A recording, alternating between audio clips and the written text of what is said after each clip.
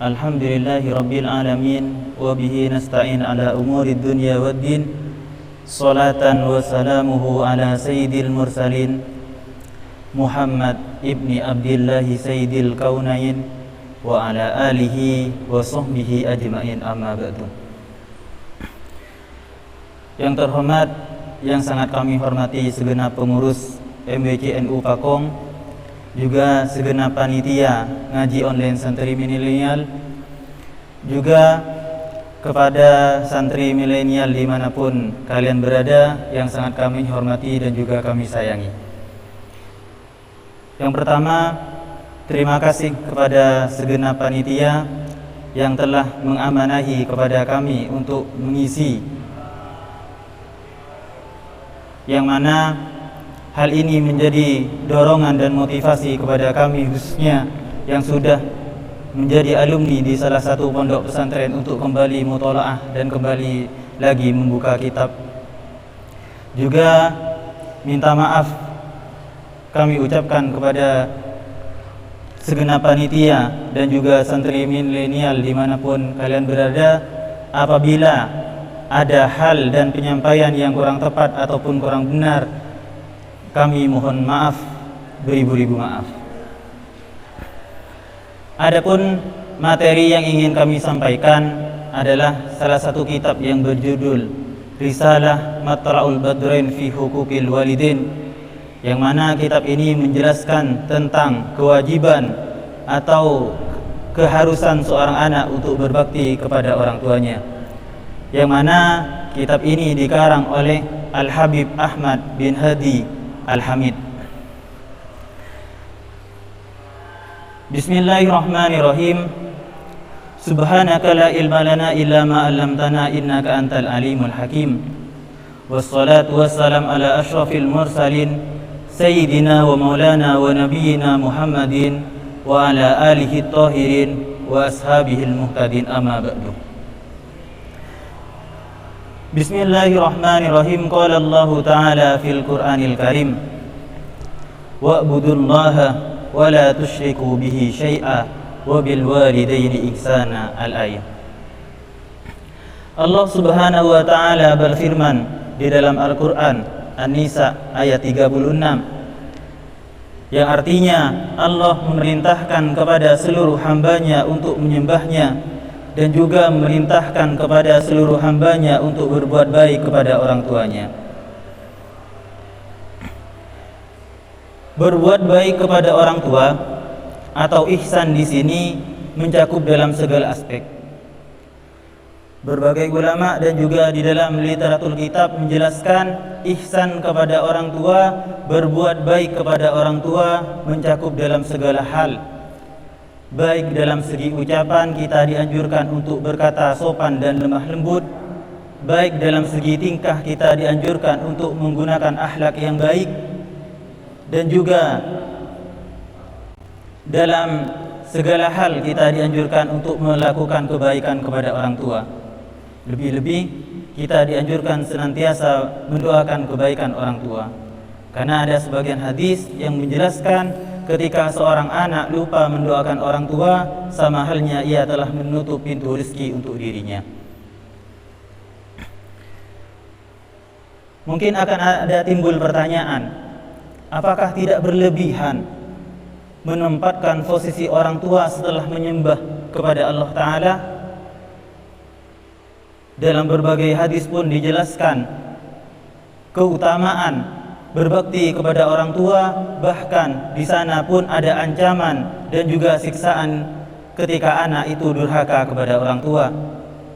Juga banyak ulama-ulama menulis di dalam kitabnya, para dai yang berpidato di atas mimbarnya tentang keharusan seorang anak berbakti kepada orang tua. Apakah tidak berlebihan ketika seorang tua posisinya berada setelah kita menyembah Allah Ta'ala? Maka mungkin nanti jawabannya. Para santri milenial dimanapun kalian berada,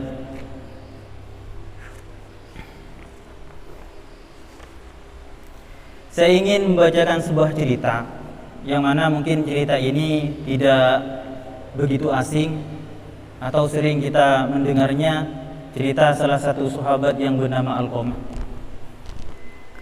Bismillahirrahmanirrahim. Wa ruwiya anna Alqamata kana katsiral ijtihad fi ta'ah minas shalah was shaum was shadaqah.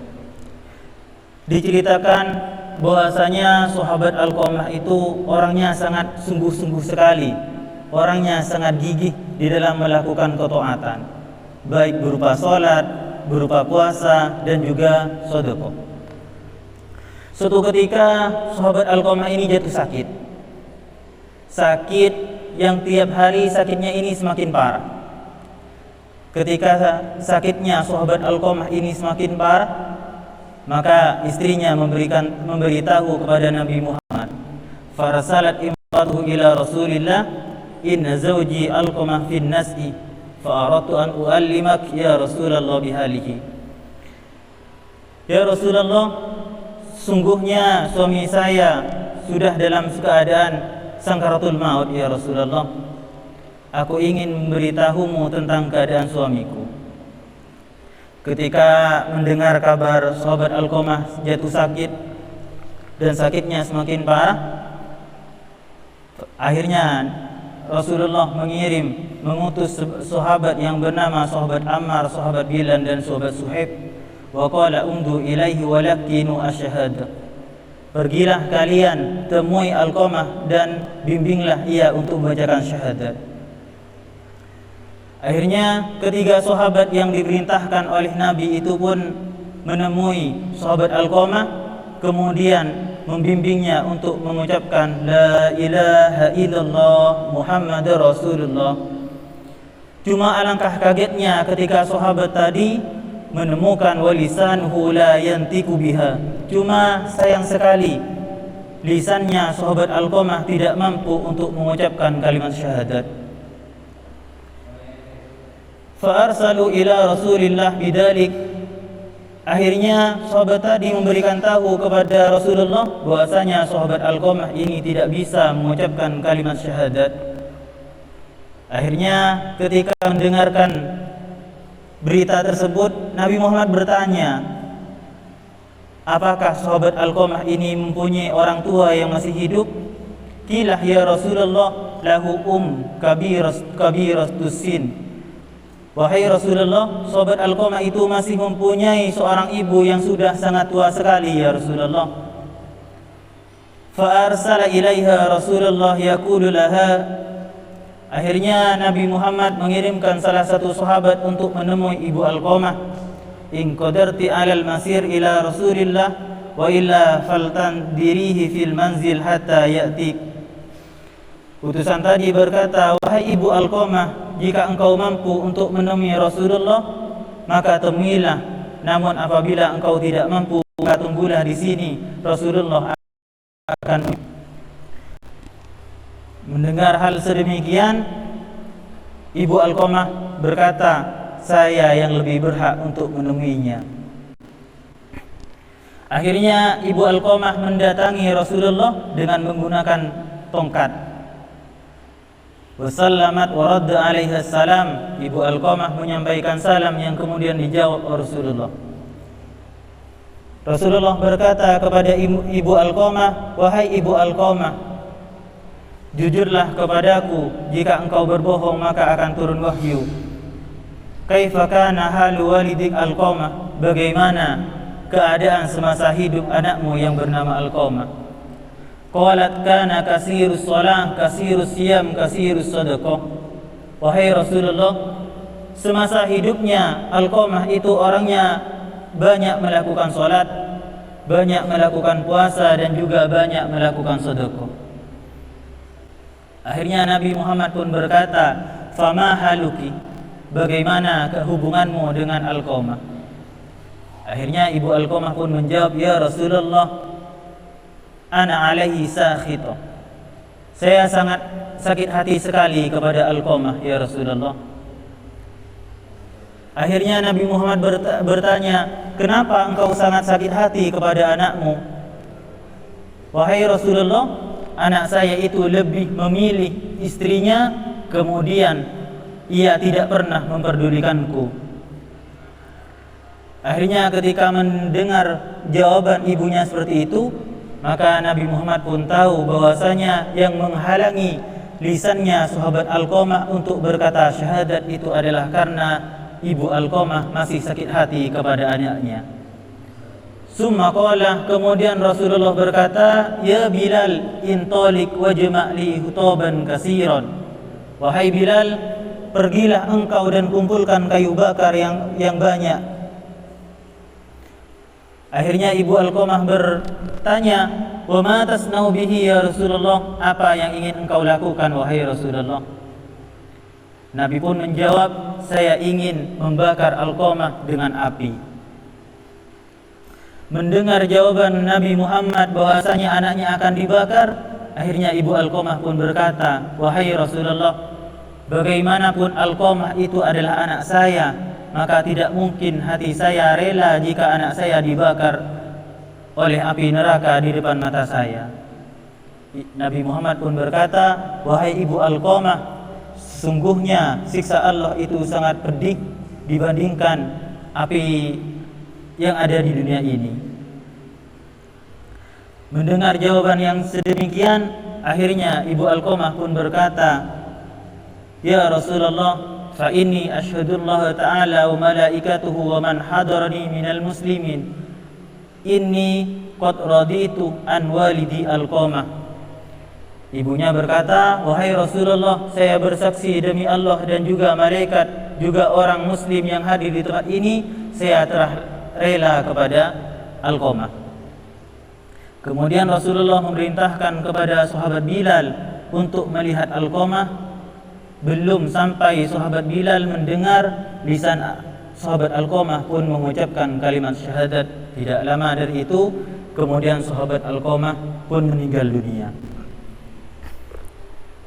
Para hadirin santri milenial dimanapun kalian berada, dari kisah di atas menjelaskan salah satu sahabat yang mana sahabat itu memiliki keagungan yang sangat luar biasa. Di dalam Al-Quran pun tertulis radhiyallahu anhum wa radu'an. Salatnya tidak bisa dibandingkan dengan salat kita, puasanya tidak bisa dibandingkan dengan kita. Bahkan di salah satu keterangan ataupun salah satu hadis menjelaskan satu mud sedekah sahabat itu tidak bisa setara walaupun kita sedekah emas sebesar gunung. Sahabat itu iman kepada Nabi dan hidup semasa Nabi.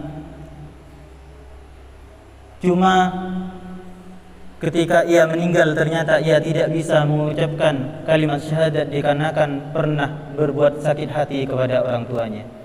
Lantas bagaimana dengan kita yang tiap hari sering membuat orang tua sakit hati, bahkan tidak jarang membuat orang tua kita menangis?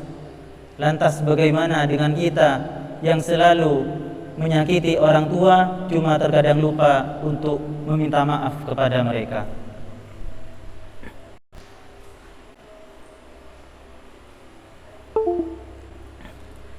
Para santri milenial dimanapun kalian berada, cobalah kita sejenak merenung, menatap kalau yang kalian masih bersama dengan orang tuanya. Cobalah lihat orang tua kita. Ia sudah tidak muda lagi, kulitnya pun sudah menua dan tangannya sudah mulai keriput. Umur pun tidak bisa menjamin ketika kita sukses nanti kita masih bisa bersama mereka, ataupun jangan-jangan ketika kita sukses mereka sudah tiada. Pernahkah kita terbesit di dalam hati ketika kita selesai sholat selalu mendoakan mereka? Ataupun kita masalah sibuk dengan gadget kita, sibuk dengan aktivitas kita, tanpa peduli tentang kehidupan mereka. Seorang sahabat telah lebih memilih istrinya dibandingkan ibunya, membuat ibunya sakit hati dan menjadi penghalang ia untuk mengucapkan kalimat syahadat. Sementara kita sering mengesampingkan orang tua dan tidak memperdulikannya, lebih memperdulikan teman ataupun sesamanya. Bahkan Untuk teman-teman santri milenial yang mungkin sudah sekarang menjadi suami ataupun menjadi istri, sering ada hal-hal yang membuat kita bingung. Sering ketika perempuan marah itu pun berkata, "Mas, sekarang kau pilih, kau akan memilih ibumu atau aku?" Dalam satu keterangan sebuah kitab, jika seorang pernah berkata kepada suaminya untuk memilih diriku atau ibumu, maka perempuan tersebut adalah perempuan yang bodoh atau perempuan yang tidak pernah melakukan pendidikan. Karena kenapa? Karena seorang ibu tidak bisa dibandingkan dengan istri. Seorang ibu sampai kapanpun tidak akan pernah bisa dibandingkan dengan istri. Ataupun ingin dipaksakan istri ingin dibandingkan dengan seorang ibu, tak ubahnya sebuah batu yang dibandingkan dengan intan permata. Kenapa sedemikian? Ibu laksana intan permata sementara istri itu laksana batu biasa. Karena selama 9 bulan yang mengandung kita adalah ibu. Yang menanggung derita ketika merawat kita itu adalah ibu. Yang menyusui kita selama 2 tahun atau kurang dari 2 tahun itu adalah ibu. Yang senantiasa meluangkan waktu untuk kita, bahkan tidak lupa mereka, lupa untuk makan, lupa untuk istirahat, dan lupa semacamnya, itu adalah ibu kita. Ketika kita dewasa, kita dinikahkan oleh orang tua ataupun kita menikah dengan wanita pilihan kita sudah sukses, maka siapa yang pertama kali mendapat uang dari gaji kita adalah istri. Yang dimampunkan rumah pertama kali oleh seorang suami itu adalah istrinya. Ibu mendapatkan pedihnya, istrinya mendapatkan enaknya. Maka tidak wajarlah seorang istri berkata pada suaminya, "Sekarang kamu mau memilih aku atau ibumu?" Maka perempuan yang berkata seperti itu adalah perempuan yang tidak berpendidikan atau perempuan yang bodoh. Karena tidak pantas seorang ibu dibandingkan dengan seorang istri.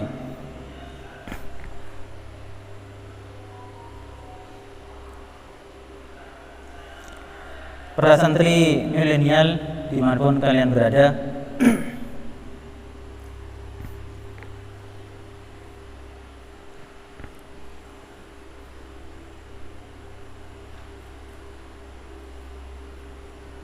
berbakti kepada orang tua itu banyak keutamaannya. Menyakiti orang tua, siksaannya pun lebih didahulukan. Jadi sebelum ia meninggal atau ia sebelum masuk neraka, maka ia akan disiksa terlebih dahulu. Terkadang banyak orang-orang itu ingin sukses, atau ketika mereka ingin melakukan sebuah karir, ia ziarah ke wali sana, ia sowan ke kiai sana, ia minta doa ke kiai ini atau ziarah ke sana dan ke sini. Sementara ia lupa kalau di rumahnya ada seorang wanita yang mana doanya bisa mengalahkan 70 orang wali.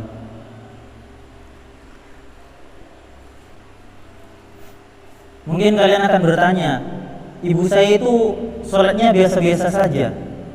Ia tidak pernah melakukan hal-hal yang istimewa, ia hanya ada di rumah, bahkan mungkin secara pendidikan lebih tinggi saya. Dalam satu sosial, siapapun kita, baik dosenkah kita atau kita seorang profesor ataupun semacamnya, tetap orang tua adalah lebih mulia daripada kita. Karena tanpa adanya mereka kita tidak akan mungkin ada di dunia ini. Tanpa pengorbanan mereka kita tidak akan mungkin bisa sukses ini. Makanya untuk kalian yang masih ada jauh dengan orang tua, ketika kalian mempunyai rezeki yang lebih, maka jangan lupa untuk mengirimkan mereka uang, walaupun mereka tidak pernah meminta. Kalian yang jauh di sana, ada di tempat perantauan, ketika kalian punya waktu untuk bisa berkunjung kepada orang tuanya, maka temui mereka, walaupun mungkin mereka tidak akan pernah meminta.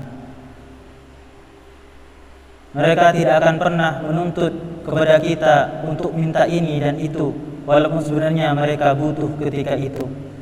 Tidak jarang ketika kita memberikan uang kepada orang tua, mereka belum berkata, "Sudahlah nak, simpan uangmu, tabung uangmu demi kebutuhanmu di masa depan." Ketika kita mungkin sedang bekerja ataupun kita sedang di pondok menanyakan kabar mereka, orang tua akan berkata, "Saya akan baik-baik saja, Nak. Yang penting kamu fokus ada di sana." Orang tua tidak pernah meminta kepada kita, menuntut kepada kita untuk melakukan apa yang mereka mau, karena mereka tidak ingin menyusahkan anaknya. Para santri milenial dimanapun kalian berada, terkadang kita sering diberi sesuatu oleh seseorang yang mungkin orang tadi dianggap istimewa oleh kita. Tak jarang kita akan bilang terima kasih kepada mereka dan mengenang benda tadi untuk selama-lamanya. Ataupun tidak jarang ketika kita diberi sepiring nasi oleh seorang, maka kita akan bilang terima kasih. Sementara kita lupa kepada seorang yang senantiasa menyiapkan nasi untuk kita, membersihkan baju kita, dan memberikan fasilitas ataupun memprioritaskan kita, yaitu orang tua. Kita lupa pada jasa mereka dan tidak sempat untuk mengucapkan terima kasih. Pernahkah kita bilang terima kasih kepada mereka? Pernahkah kita bilang terima kasih kepada mereka karena mereka pernah mengandung kita? Pernahkah kita bilang terima kasih kepada mereka karena mereka pernah menyusui kita? Mungkin jawabannya adalah tidak, atau mungkin sebagian jawabannya adalah iya. Sementara ketika kita punya salah pada seorang, ataupun mungkin orang tadi menurut kita adalah orang yang istimewa, kita akan tidak hentinya bilang minta maaf kepada kita. Sementara kita lupa untuk bilang minta maaf kepada orang tua yang mana kita sering pipis atau ngumpul di bangkuannya. Kita sering membuat mereka tidak bisa tidur karena memikirkan kita. Bahkan kita sering membuat air mata mereka menetes karena susah memikirkan kita. Banyak waktu yang telah dibuang oleh mereka, bukan waktu tapi melainkan harta, juga keringat, bahkan pun nyawa yang tidak tanggung-tanggung mereka korbankan untuk kita, anaknya. Cuma terkadang kita lupa kepada mereka karena terlalu baiknya orang tua sampai kebaikan itu tidak terasa oleh kita. Karena begitu istimewanya orang tua ada di sisi kita sampai kita merasa mereka sudah tidak berharga lagi. Padahal tanpa doa mereka kita bukanlah siapa-siapa. Tanpa pengorbanan mereka kita pun tidak pantas untuk bisa berada di dunia ini. Para santri milenial dimanapun kalian berada,